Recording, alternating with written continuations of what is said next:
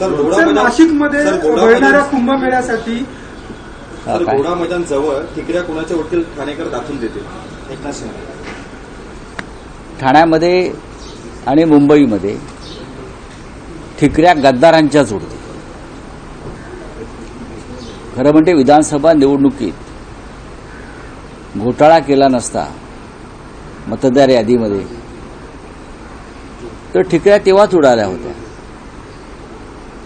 महाराष्ट्राच्या जनतेनं तुम्हाला निवडून आणलेलंच नाहीये, एक लक्षात घ्या. मी वारंवार सांगतो, कारण इतक्या जागा जिंकूनही महाराष्ट्रामध्ये कुठे जल्लोष झाला नाही. निवडणूक यंत्रणेला हाताशी धरून मतदार यादीत घोटाळे करून पैशांचा प्रचंड वापर करून यंत्रणा विकत घेऊन आपण जिंकलेला आहात. पण हे महानगरपालिका निवडणुकीत चालणार नाही. निवडणूक आयोगावरती विरोधी पक्षानं, सर्वपक्षीय शिष्टमंडळानं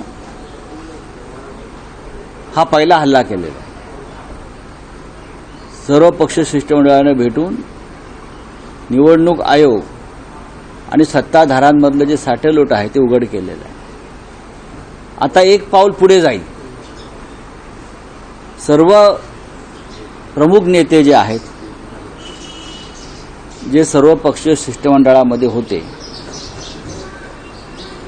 त्यांची आपापसात चर्चा सुरू आहे की निवडणूक आयोग ज्या पद्धतीनं काम करतोय दबावाखाली, आणि आपण वारंवार त्या संदर्भात निवेदनं देतोय, भेटतोय, भूमिका सांगतो आहोत, पुरावे देत आहोत, तरी सुद्धा निवडणूक आयोग ऐकायला तयार नसेल तर निवडणूक आयोगाला रस्त्यावर उतरून दणका द्यावा लागेल. अशा प्रकारचं एकमत हे सर्वपक्षीय नेत्यांमध्ये होताना आम्हाला दिसतंय. पण त्याच्यात चर्चा सुरू आहेत. कालच माननीय उद्धव ठाकरे राजसाहेबांशी चर्चा झाली.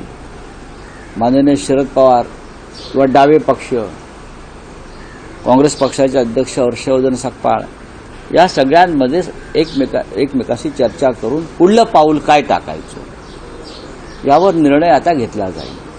निवडणूक आयोगाला सोडणार नाही आणि घोटाळे करणाऱ्यांना सुद्धा क्षमा केली जाणार नाही.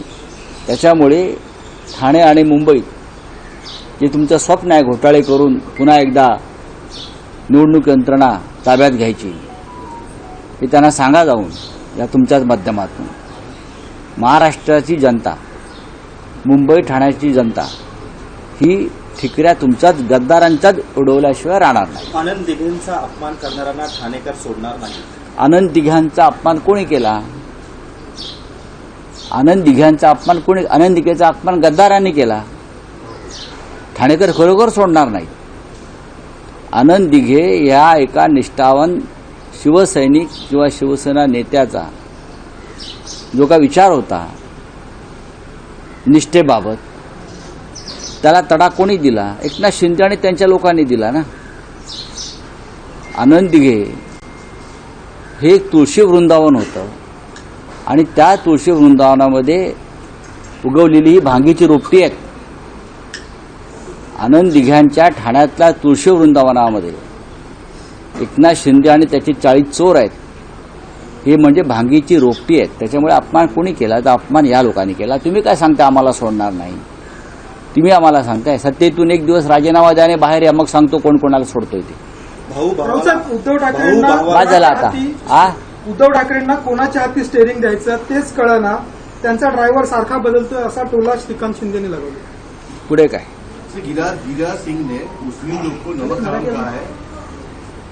जो गिरिराज सिंह ने अगर किसी को नमक हराम कहा है उसका मतलब नमक हराम कहा है, उसका मतलब कोई नमक हराम नहीं होता है ना.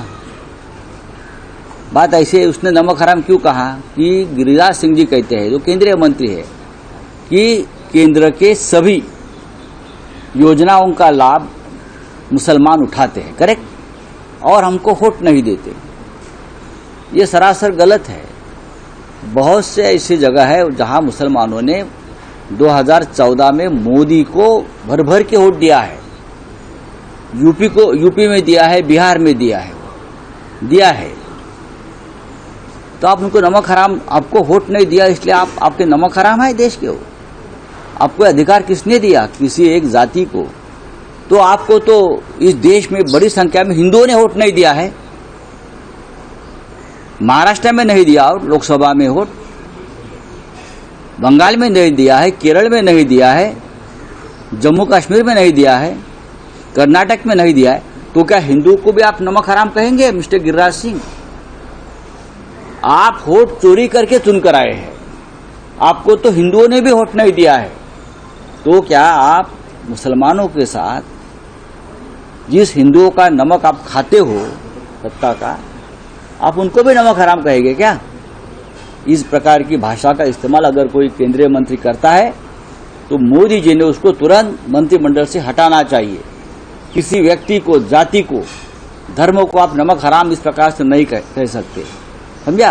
हाँ राहुल साहेब, कुंभमेळ्यामध्ये पुरोहित उपलब्ध व्हावे म्हणून वैदिक विधीसाठी आता अभ्यासक्रम सुरू करतायत ITI मध्ये. राज्य सरकारने हा निर्णय घेतलेला आहे. राज्य सरकार बघून घेईल ना. सर अमित मनसेचा आज शाह गोरेगावमध्ये ने मेळावा कहा आहे, है कि कसं राहुल पाहता आपण? गांधी SIR पे चुपकी है। हाँ? मनसेचा मेळावा आहे. अमित शाह ने कहा है कि राहुल गांधी SIR पे चुप क्यों है? कहाँ चुप है? हम चुप नहीं है, न राहुल गांधी जी चुप है। उस मामले में सबसे बड़ा आंदोलन तो राहुल गांधी जी ने किया था। अब बिहार का नतीजा आने के बाद अमित शाह जी चुप हो जाएंगे। अब देखिए अमित शाह जी क्या बोलते हैं क्या नहीं बोलते उसका ऊपर देश नहीं चलेगा। आप सिर्फ देश के गृह मंत्री है, आपके पास सत्ता है, आपके पास पुलिस CBI ED है, इसलिए आपकी बात सुनी जाती है। चलिए, थँक्यू। भारतामध्ये मोठ्या प्रमाणात फटाक्याची आतिषबाजी होते. तिकडच्या रहिवाशांनी मागणी केली आहे की उच्च न्यायालयाचं उल्लंघन करतायत, कठोरात कठोर कारवाई करा अशी मागणी केलेली आहे तिकडच्या रहिवाशांनी. करू द्या ना मागणी. मला असं वाटत नाही रहिवाशांनी अशी कोणी मागणी केली असेल. शिवाजी पार्कला बहुसंख्य मराठी आणि हिंदू बांधव आहेत. दिवाळी आमचा सगळ्यांचा सण आहे. तो का काळोखात साजरा करायचा का? तो काळोखात साजरा करायचा का? संपूर्ण काल आम्ही पाहिलं की उद्धवजी, राजजी, दोन्ही पक्षाचे कार्यकर्ते, मराठी बांधव मोठ्या संख्येनं शिवाजी पार्कला उपस्थित होते. हा, दीपोत्सव होता.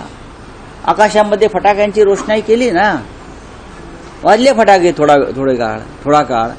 त्यात एवढं वाईट वाटून घ्यायचं कसलं? पर्यावरण बिघडत आहे. पर्यावरण बिघडाव्या अशा अनेक गोष्टी या राज्यात आणि देशामध्ये घडतात, त्याच्यावर बोला. आमच्या सणांवर बोलू नका. ठीक आहे रे, जाऊ दे रे, कोण बोलतो?